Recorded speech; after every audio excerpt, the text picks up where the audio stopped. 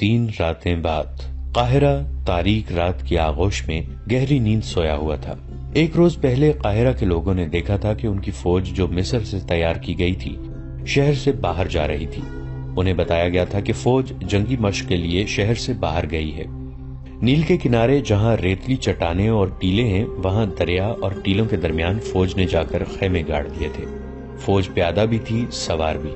رات کا پہلا نصف گزر رہا تھا کہ قاہرہ کے سوئے ہوئے باشندوں کو دور قیامت کا شور سنائی دیا۔ گھوڑوں کے سرپٹ بھاگنے کی آوازیں بھی سنائی دیں۔ سوئے ہوئے لوگ جاگ اٹھے۔ وہ سمجھے کہ فوج جنگی مشق کر رہی ہے، مگر شور قریب آتا اور بلند ہوتا گیا۔ لوگوں نے چھتوں پر چڑھ کر دیکھا۔ آسمان لال سرخ ہو رہا تھا۔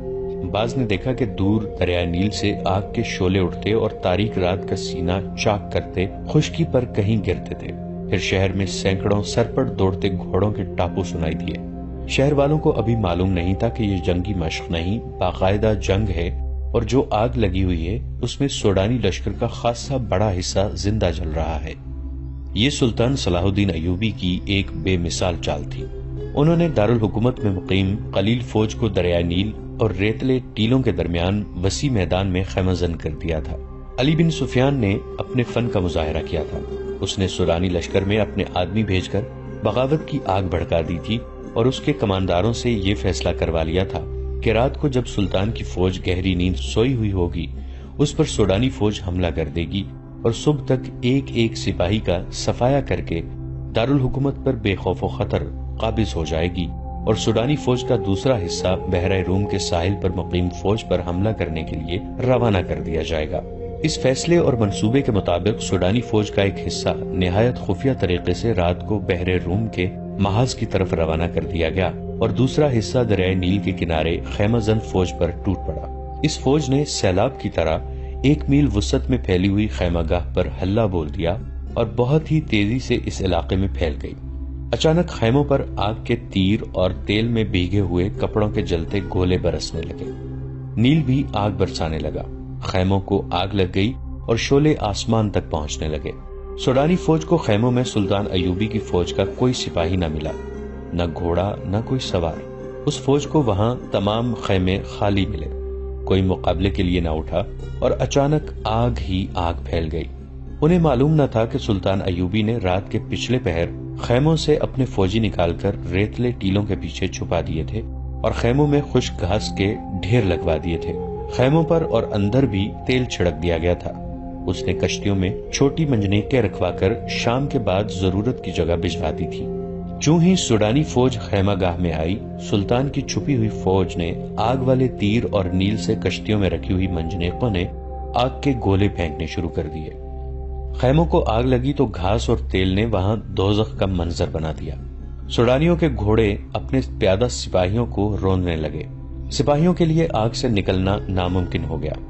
چیخوں نے آسمان کا جگر چاک کر دیا۔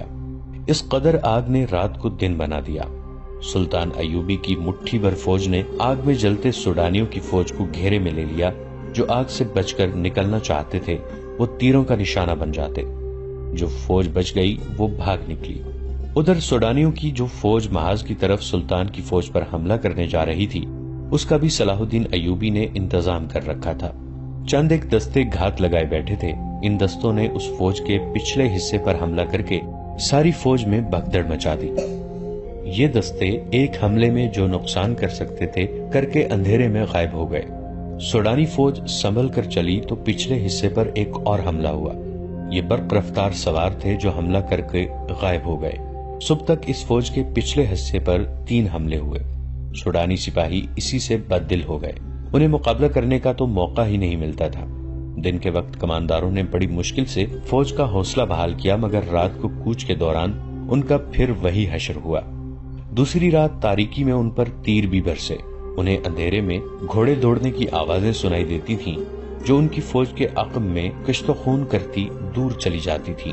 3-4 یورپی مورخوں نے، جن میں لین پول اور ولیم خاص طور پر قابل ذکر ہیں، لکھا ہے کہ دشمن کی کثیر نفری پر رات کے وقت چند ایک سواروں سے عقبی حصے پر شب خون مارنا اور غائب ہو جانا سلطان ایوبی کی ایسی جنگی چال تھی جس نے آگے چل کر صلیبیوں کو بہت نقصان پہنچایا۔ اس طرح سلطان ایوبی دشمن کی پیش قدمی کی رفتار کو بہت سست کر دیتے تھے اور دشمن کو مجبور کر دیتے کہ وہ ان کی پسند کے میدان میں لڑے جہاں سلطان ایوبی نے جنگ کا پانسا پلٹنے کا انتظام رکھا ہوتا تھا۔ ان مورخین نے سلطان ایوبی کے ان جانباز سواروں کی جرت اور برق رفتاری کی بہت تعریف کی ہے۔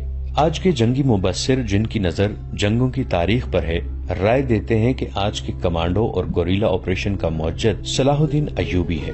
وہ اس طریقہ جنگ سے دشمن کے منصوبے درہم برہم کر دیا کرتے تھے۔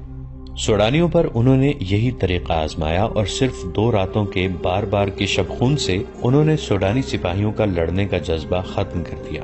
ان کی قیادت میں کوئی دماغ نہ تھا، یہ قیادت فوج کو سنبھال نہ سکی۔ اس فوج میں علی بن سفیان کے بھی آدمی سوڈانی سپاہیوں کے بیس میں موجود تھے۔ انہوں نے یہ افواہ پھیلا دی کہ عرب سے ایک لشکر آ رہا ہے جو انہیں کاٹ کے رکھ دے گا۔ انہوں نے بددلی اور فرار کا رجحان پیدا کرنے میں پوری کامیابی حاصل کی۔ فوج غیر منظم ہو کر بکھر گئی۔ نیل کے کنارے اس فوج کا جو حشر ہوا وہ عبرتناک تھا۔ یہ افواہ غلط ثابت نہ ہوئی کہ عرب سے فوج آ رہی ہے۔ نور الدین زنگی کی فوج آ گئی جس کی نفری بہت زیادہ نہیں تھی۔ بعض مورخوں نے 2000 سوار اور 2000 پیادہ لکھی ہے، بعض کے اعداد و شمار اس سے کچھ زیادہ ہیں۔ تاہم یہ صلاح الدین ایوبی کو سہارا مل گیا اور انہوں نے فوراً اس کمک کی قیادت سنبھال لی۔ اس کیفیت میں جبکہ سوڈانیوں کا 50,000 لشکر سلطان ایوبی کے آگ کے پھندے میں اور ادھر صحرا میں شبخونوں کی وجہ سے بد نظمی کا شکار ہو گیا تھا، یہ تھوڑی سی کمک بھی کافی تھی۔ سلطان ایوبی اس کمک سے اور اپنی فوج سے سوڈانیوں کا قتل عام کر سکتے تھے، لیکن انہوں نے ڈپلومیسی سے کام لیا۔ سوڈانی کمان کے کمانداروں کو پکڑا اور انہیں ذہن نشین کرایا کہ ان کے لیے تباہی کے سوا کچھ نہیں رہا، لیکن وہ انہیں تباہ نہیں کرے گا۔ کمانداروں نے اپنا حشر دیکھ لیا تھا۔ وہ اب سلطان کے عتاب اور سزا سے خائف تھے، لیکن سلطان نے انہیں بخش دیا اور سزا دینے کی بجائے سوڈانیوں کی بچی کچی فوج کو سپاہیوں سے کاشتکاروں میں بدل دیا۔ انہیں زمینیں دیں اور کھیتی باڑی میں انہیں سرکاری طور پر مدد دی اور پھر انہیں یہ اجازت بھی دی کہ ان میں سے جو لوگ فوج میں بھرتی ہونا چاہیں ہو سکتے ہیں۔ سوڈانیوں کو یوں دانش مندی سے ٹھکانے لگا کر صلاح الدین ایوبی نے نور الدین زنگی کی بھیجی ہوئی فوج اور اپنی فوج کو یکجا کر کے اس میں وفادار سوڈانیوں کو بھی شامل کر کے ایک فوج منظم کی اور صلیبیوں پر حملے کے منصوبے بنانے لگے۔ انہوں نے علی بن سفیان سے کہا کہ وہ اپنے جاسوسوں اور شب خون مارنے والے جانبازوں کے دستے فوراً تیار کریں۔ ادھر صلیبیوں نے بھی جاسوسی اور تخریب کاری کا انتظام مستحکم کرنا شروع کر دیا۔ صلاح الدین ایوبی کے دور کے وقائع نگاروں کی تحریروں میں ایک شخص سیف اللہ کا ذکر ان الفاظ میں آتا ہے کہ اگر کسی انسان نے صلاح الدین ایوبی کی عبادت کی ہے تو وہ سیف اللہ تھا۔ سلطان ایوبی کے گہرے دوست اور دست راست بہاؤالدین شداد کی اس ڈائری میں جو آج بھی عربی زبان میں محفوظ ہے، سیف اللہ کا ذکر ذرا تفصیل سے ملتا ہے۔ یہ شخص جس کا نام کسی باقاعدہ تاریخ میں نہیں ملتا، صلاح الدین ایوبی کی وفات کے بعد 13 سال زندہ رہا۔ وقائع نگار لکھتے ہیں کہ اس نے عمر کے یہ آخری 17 سال سلطان ایوبی کی قبر کی مجاوری میں گزارے تھے۔ اس نے وصیت کی تھی کہ وہ مر جائے تو اسے سلطان کے ساتھ دفن کیا جائے، مگر سیف اللہ کی کوئی حیثیت نہیں تھی۔ وہ ایک گمنام انسان تھا جسے عام قبرستان میں دفن کیا گیا، اور وہ وقت جلدی ہی آ گیا کہ اس قبرستان پر انسانوں نے بستی آباد کر لی اور قبرستان کا نام و نشان مٹا ڈالا۔ تاریخی لحاظ سے سیف اللہ کی اہمیت یہ تھی کہ وہ سمندر پار سے صلاح الدین ایوبی کو قتل کرنے آیا تھا۔ اس وقت اس کا نام میگنا نامریوس تھا۔ اس نے اسلام کا صرف نام سنا تھا، اسے کچھ علم نہیں تھا کہ اسلام کیسا مذہب ہے۔ صلیبیوں کے پروپیگنڈے کے مطابق اسے یقین تھا کہ اسلام ایک قابل نفرت مذہب اور مسلمان ایک قابل نفرت فرقہ ہے جو عورتوں کا شیدائی اور انسانی گوشت کھانے کا عادی ہے۔ لہٰذا میگنا نامریوس جب کبھی مسلمان کا لفظ سنتا تھا تو وہ نفرت سے تھوک دیا کرتا تھا۔ وہ بے مثال جرت کا مظاہرہ کرتے ہوئے جب صلاح الدین ایوبی تک پہنچا تو میگنا نامریوس قتل ہو گیا اور اس کے مردہ وجود سے سیف اللہ نے جنم لیا۔ تاریخ میں ایسے حکمرانوں کی کمی نہیں جنہیں قتل کیا گیا یا جن پر قاتلانہ حملے ہوئے، لیکن سلطان صلاح الدین ایوبی رحمۃ اللہ علیہ تاریخ کی ان معدود چند شخصیتوں میں سے ہیں جنہیں قتل کرنے کی کوششیں دشمنوں نے بھی کی اور اپنوں نے بھی، بلکہ اپنوں نے انہیں قتل کرنے کی غیروں سے زیادہ سازشیں کی۔ یہ امر افسوسناک ہے کہ سلطان ایوبی کی داستان ایمان افروز کے ساتھ ساتھ ایمان فروشوں کی کہانی بھی چلتی ہے۔ اس لیے صلاح الدین ایوبی نے بارہا کہا تھا، تاریخ اسلام وہ وقت جلدی دیکھے گی جب مسلمان رہیں گے تو مسلمان ہی، لیکن اپنا ایمان بیچ ڈالیں گے اور صلیبی ان پر حکومت کریں گے۔ آج ہم وہ وقت دیکھ رہے ہیں۔ سیف اللہ کی کہانی اس وقت سے شروع ہوتی ہے جب سلطان ایوبی رحمۃ اللہ علیہ نے صلیبیوں کا متحدہ بیڑا بحرہ روم میں نظر آب و آتش کیا تھا۔ ان کے کچھ بحری جہاز بچ کر نکل گئے تھے۔ سلطان ایوبی بحرہ روم کے ساحل پر اپنی فوج کے ساتھ موجود رہے اور سمندر میں سے زندہ نکلنے والے صلیبیوں کو گرفتار کرتے رہے۔ ان میں 7 لڑکیاں بھی تھیں جن کا تفصیلی ذکر ہم پہلے کر چکے ہیں۔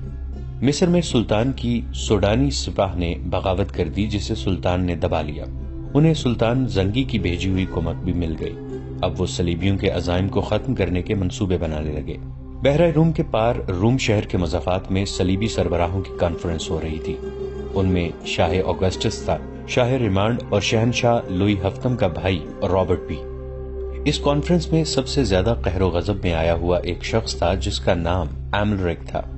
وہ صلیبیوں کے اس متحدہ بیڑے کا کمانڈر تھا جو مصر پر فوج کشی کے لیے گیا تھا، مگر صلاح الدین ایوبی ان پر ناگہانی آفت کی طرح ٹوٹ پڑے اور اس بیڑے کے ایک بھی سپاہی کو مصر کے ساحل پر قدم نہ رکھنے دیا۔ مصر کے ساحل پر جو صلیبی پہنچے وہ سلطان ایوبی کے ہاتھ میں جنگی قیدی تھے۔ صلیبیوں کی کانفرنس میں ایملرک کے ہونٹ کانپ رہے تھے۔ اس کا بیڑا غرق ہوئے 15 دن گزر گئے تھے۔ وہ 15ویں دن اٹلی کے ساحل پر پہنچا تھا۔ سلطان ایوبی کے آتشی تیر اندازوں نے اس کے جہاز کے بادبان اور مستور جلا ڈالے تھے۔ یہ تو اس کی خوش قسمتی تھی کہ اس کے ملاحوں اور سپاہیوں نے آگ پر قابو پا لیا تھا اور وہ جہاز کو بچا لے گئے تھے، مگر بادبانوں کے بغیر جہاز سمندر پر ڈولتا رہا۔ پھر طوفان آ گیا، اس کے بچنے کی کوئی صورت نہیں رہی تھی۔ بہت سے بچے کچے جہاز اور کشتیاں اس طوفان میں غرق ہو گئی تھیں۔ یہ ایک معجزہ تھا کہ ایملرک کا جہاز ڈولتا، بھٹکتا، ڈوب ڈوب کر ابھرتا اٹلی کے ساحل سے جا لگا تھا۔ اس میں اس کے ملاحوں کا بھی کمال شامل تھا۔ انہوں نے چپوں کے زور پر جہاز کو قابو میں رکھا تھا۔ ساحل پر پہنچتے ہی اس نے تمام ملاحوں اور سپاہیوں کو بے دریغ انعام دیا۔ صلیبی سربراہ وہیں اس کے منتظر تھے۔ وہ اس پر غور کرنا چاہتے تھے کہ انہیں دھوکہ کس نے دیا ہے۔ ظاہر ہے کہ شک سوڈانی سالار اور ناجی پر ہی ہو سکتا تھا۔ اس کے خط کے مطابق انہوں نے حملے کے لیے بیڑا روانہ کیا تھا، مگر ان کے ساتھ ناجی کا تحریری رابطہ پہلے بھی موجود تھا۔ انہوں نے ناجی کی اس خط کی تحریر پہلے 2 خطوں سے ملائی تو انہیں شک ہوا کہ یہ کوئی گڑبڑ ہے۔ انہوں نے قاہرہ میں جاسوس بھیج رکھے تھے، مگر ان کی طرف سے بھی کوئی اطلاع نہیں ملی تھی۔ انہیں یہ بتانے والا کوئی نہیں تھا کہ سلطان صلاح الدین ایوبی نے ناجی اور اس کے سازشی سالاروں کو خفیہ طریقے سے مروا دیا اور رات کی تاریکی میں گمنام قبروں میں دفن کر دیا تھا، اور صلیبی سربراہوں اور بادشاہوں کے وہم و گمان میں بھی یہ بات نہیں آ سکتی تھی کہ جس خط پر انہوں نے بیڑا روانہ کیا تھا وہ خط ناجی کا ہی تھا، مگر حملے کی تاریخ سلطان ایوبی نے تبدیل کر کے لکھی تھی۔ جاسوسوں کو ایسی معلومات کہیں سے بھی نہیں مل سکتی تھی۔ یہ کانفرنس کسی نتیجے پر نہ پہنچ سکی۔ ایملرک کے منہ سے بات تک نہیں نکلتی تھی۔ وہ شکست خوردہ تھا، غصے میں بھی تھا اور تھکا ہوا بھی تھا۔ کانفرنس اگلے روز کے لیے ملتوی کر دی گئی۔ رات کے وقت یہ تمام سربراہ شکست کا غم شراب میں ڈبو رہے تھے۔ ایک آدمی اس محفل میں آیا، اسے صرف ریمانڈ جانتا تھا۔ وہ ریمانڈ کا قابل اعتماد جاسوس تھا۔ وہ حملے کی شام مصر کے ساحل پر اترا تھا۔ اس سے تھوڑی ہی دیر بعد صلیبیوں کا بیڑا آیا اور اس نے آنکھوں کے سامنے یہ بیڑا سلطان ایوبی کی قلیل فوج کے ہاتھوں تباہ ہوتا دیکھا تھا۔ یہ جاسوس مصر کے ساحل پر رہا اور اس نے بہت سی معلومات مہیا کر لی تھی۔ ریمانڈ نے اس کا تعارف کرایا تو سب اس کے گرد جمع ہو گئے۔ اس جاسوس کو معلوم تھا کہ صلیبی سربراہوں نے سلطان ایوبی کو قتل کرانے کے لیے رابن نام کا ایک ماہر جاسوس سمندر پار بھیجا تھا، اور اس کی مدد کے لیے 5 آدمی اور 7 جوان اور خوبصورت لڑکیاں بھیجی گئی تھیں۔ اس جاسوس نے بتایا کہ رابن زخمیوں کے ساتھ زخمی ہونے کا بہانہ کر کے صلاح الدین ایوبی کے کیمپ میں پہنچ گیا تھا۔ اس کے 5 آدمی تاجروں کے بھیس میں تھے۔ ان میں کرسٹوفر نام کے ایک آدمی نے ایوبی پر تیر چلایا، مگر تیر خطا گیا۔ 5 آدمی پکڑے گئے اور 7 لڑکیاں بھی پکڑی گئیں۔ انہوں نے کہانی تو اچھی گھڑ لی تھی۔ سلطان ایوبی نے لڑکیوں کو پناہ میں لے لیا اور 5 آدمیوں کو چھوڑ دیا، مگر ایوبی کا ایک ماہر سراغ رساں جس کا نام علی بن سفیان ہے اچانک آ گیا اور اس نے سب کو گرفتار کر لیا اور 5 میں سے ایک آدمی کو سب کے سامنے قتل کرا کے دوسروں سے اقبال جرم کروا لیا۔ جاسوس نے کہا، میں نے اپنے متعلق بتایا تھا کہ میں ڈاکٹر ہوں، اس لیے سلطان نے مجھے زخمیوں کی مرہم پٹی کی ڈیوٹی دے رکھی تھی۔ وہیں مجھے یہ اطلاع ملی کہ سوڈانیوں نے بغاوت کی تھی جو دبا لی گئی ہے، اور سوڈانی افسروں اور لیڈروں کو ایوبی نے گرفتار کر لیا ہے۔ رابن 4 آدمی اور 6 لڑکیاں ایوبی کی قید میں ہیں، لیکن ابھی تک ساحل پر ہیں۔ 7ویں لڑکی جو سب سے زیادہ ہوشیار ہے لاپتہ ہے۔ اس کا نام موبیتا ارتلاس ہے، موبی کہلاتی ہے۔ ایوب بھی کیمپ میں نہیں ہے اور اس کا سراغ رساں علی بن سفیان بھی وہاں نہیں ہے۔ میں بڑی مشکل سے نکل کر آیا ہوں۔ بڑی زیادہ اجرت پر تیز رفتار کشتی مل گئی تھی۔ میں یہ خبر دینے آیا ہوں کہ رابن، اس کے آدمی اور لڑکیاں موت کے خطرے میں ہیں۔ مردوں کا ہمیں فکر نہیں کرنا چاہیے، لڑکیوں کو بچانا لازمی ہے۔ آپ جانتے ہیں کہ سب جوان ہیں اور چنی ہوئی خوبصورت ہیں۔ مسلمان ان کا جو حال کر رہے ہوں گے اس کا تصور آپ کر سکتے ہیں۔ ہمیں یہ قربانی دینی پڑے گی، شاہ اوگسٹس نے کہا۔ اگر مجھے یقین دلایا جائے کہ لڑکیوں کو جان سے مار دیا جائے گا تو میں یہ قربانی دینے کے لیے تیار ہوں، ریمانڈ نے کہا۔ مگر ایسا نہیں ہوگا کہ مسلمان ان کے ساتھ وحشیوں کا سلوک کر رہے ہوں گے۔ لڑکیاں ہم پر لعنت بھیج رہی ہوں گی، میں انہیں بچانے کی کوشش کروں گا۔ یہ بھی ہو سکتا ہے، رابرٹ نے کہا، کہ مسلمان ان لڑکیوں کے ساتھ اچھا سلوک کر کے ہمارے خلاف جاسوسی کے لیے استعمال کرنے لگیں۔ بہرحال ہمارا یہ فرض ہے کہ انہیں قید سے آزاد کریں۔ میں اس کے لیے اپنا آدھا خزانہ خرچ کرنے کے لیے تیار ہوں۔ یہ لڑکیاں صرف اس لیے قیمتی نہیں کہ یہ لڑکیاں ہیں، جاسوس نے کہا، وہ دراصل تربیت یافتہ ہیں۔ اتنے خطرناک کام کے لیے ایسی لڑکیاں ملتی کہاں ہیں؟ آپ کسی جوان لڑکی کو ایسے کام کے لیے تیار نہیں کر سکتے کہ وہ دشمن کے پاس جا کر اپنا آپ دشمن کے حوالے کر دے، دشمن کی عیاشی کا ذریعہ بنے اور جاسوسی اور تخریب کاری کرے۔ اس کام میں عزت تو سب سے پہلے دینی پڑتی ہے، اور یہ خطرہ تو ہر وقت لگا رہتا ہے کہ جو ہی دشمن کو پتہ چلے گا کہ یہ لڑکی جاسوس ہے تو اسے اذیتیں دی جائیں گی، پھر اسے جان سے مار دیا جائے گا۔ ان لڑکیوں کو ہم نے زر کثیر صرف کر کے حاصل کیا ہے، پھر ٹریننگ دی، انہیں بڑی محنت سے مصر اور عرب کی زبان سکھائی تھی۔ ایک ہی بار 7 تجربہ کار لڑکیوں کو ضائع کرنا عقل مندی نہیں۔ کیا تم اعتماد سے کہہ سکتے ہو کہ لڑکیوں کو ایوبی کے کیمپ سے نکالا جا سکتا ہے؟ آگسٹس نے پوچھا۔ جی ہاں، جاسوس نے کہا، نکالا جا سکتا ہے۔ اس کے لیے غیر معمولی طور پر دلیر اور پختہ کار آدمیوں کی ضرورت ہے، مگر یہ بھی ہو سکتا ہے کہ وہ 1-2 دنوں تک رابن اور اس کے 4 آدمی اور لڑکیوں کو قاہرہ لے جائیں۔ وہاں سے نکالنا بہت ہی مشکل ہوگا۔ اگر ہم وقت ضائع نہ کریں تو ہم انہیں کیمپ میں ہی جا ملیں گے۔ آپ مجھے 20 آدمی دے دیں، میں ان کی رہنمائی کروں گا، لیکن آدمی ایسے ہوں جو جان پر کھیلنا جانتے ہوں۔ ہمیں ہر قیمت پر ان لڑکیوں کو واپس لانا ہے، ایملرک نے گرج کر کہا۔ اس پر بحیرہ روم میں جو بیتی تھی وہ اس کا انتقام لینے کو پاگل ہوا جا رہا تھا۔ وہ صلیبیوں کے متحدہ بیڑے اور اس بیڑے میں سوار لشکر کا سپریم کمانڈر بن کر اس امید پر گیا تھا کہ مصر کی فتح کا سہرا اس کے سر بندھے گا، مگر صلاح الدین ایوبی نے اسے مصر کے ساحل کے قریب بھی نہ جانے دیا۔ وہ جلتے ہوئے جہاز میں زندہ جل جانے سے بچا تو طوفان نے گھیر لیا۔ اب بات کرتے اس کے ہونٹ کانپتے تھے اور وہ زیادہ تر باتیں میز پر مکے مار کر یا اپنی ران پر زور زور سے ہاتھ مار کر اپنے جذبات کا اظہار کرتا تھا۔ اس نے کہا، میں لڑکیوں کو بھی لاؤں گا اور صلاح الدین کو بھی قتل کرا دوں گا۔ میں انہی لڑکیوں کو مسلمانوں کی سلطنت کی جڑیں کھوکھلی کرنے کے لیے استعمال کروں گا۔ میں سچے دل سے آپ کی تائید کرتا ہوں شاہ ایملرک، ریمانڈ نے کہا۔ ہمیں تربیت یافتہ لڑکیوں کو اتنی آسانی سے ضائع نہیں کرنا چاہیے، نہ ہم کریں گے۔ اب سب کو اچھی طرح معلوم ہے کہ شاہ کے حرموں میں ہم کتنی لڑکیاں داخل کر چکے ہیں۔ کئی مسلمان گورنر اور امیران لڑکیوں کے ہاتھوں میں کھیل رہے ہیں۔ بغداد میں یہ لڑکیاں عمرا کے ہاتھوں ایسے متعدد افراد کو قتل کرا چکی ہیں جو صلیب کے خلاف نعرہ لے کر اٹھے تھے۔ مسلمانوں کی خلافت کو ہم نے عورت اور شراب سے 3 حصوں میں تقسیم کر دیا ہے۔ ان میں اتحاد نہیں رہا، وہ عیش و عشرت میں غرق ہوتے جا رہے ہیں۔ صرف 2 آدمی ہیں جو اگر زندہ رہے تو ہمارے لیے مستقل خطرہ بنے رہیں گے، ایک نور الدین زنگی اور دوسرا صلاح الدین ایوبی۔ اگر ان دونوں میں سے ایک بھی زیادہ دیر تک زندہ رہا تو ہمارے لیے اسلام کو ختم کرنا آسان نہیں ہوگا۔ اگر صلاح الدین ایوبی نے سوڈانیوں کے بغاوت دبا لی ہے تو اس کا مطلب یہ ہے کہ یہ شخص اس حد سے زیادہ خطرناک ہے جس حد تک ہم اسے سمجھتے رہے ہیں۔ ہمیں میدان جنگ سے ہٹ کر تخریب کاری کا محاذ بھی کھولنا پڑے گا۔ مسلمانوں میں تفرقہ اور بے اطمینانی پھیلانے کے لیے ہمیں ان لڑکیوں کی ضرورت ہے۔ ہمیں اپنے کامیاب تجربوں سے فائدہ اٹھانا چاہیے، لوئی ہفتم کے بھائی رابرٹ نے کہا۔ ناظرین، آج کی قسط میں اتنا ہی۔ ہماری نئی ویڈیوز سے باخبر رہنے کے لیے ہمارے اس چینل کو سبسکرائب کر کے نیچے موجود بیل آئیکن کو ضرور پریس کیجیے گا۔ آپ سے ملاقات ہوگی نئی ویڈیو کے ساتھ، تب تک کے لیے ہمارا اور آپ کا اللہ نگہبان۔